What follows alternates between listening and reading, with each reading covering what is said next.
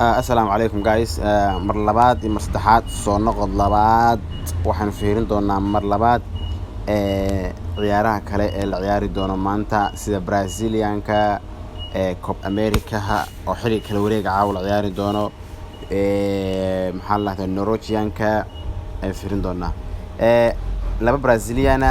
iyo laba Copa Americana afar maaho iyo laba Euro 2020 iyo hal Norwegiana todobaasan fiirin doonaa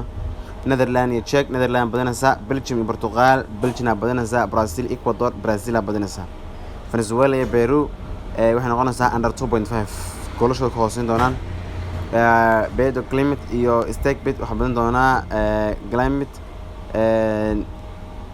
Juventus iyo Flamengo waxa badan doonaa Flamengo tan waxa maxaa la dhahdaa tan kale Brazilianka amba Fluminense iyo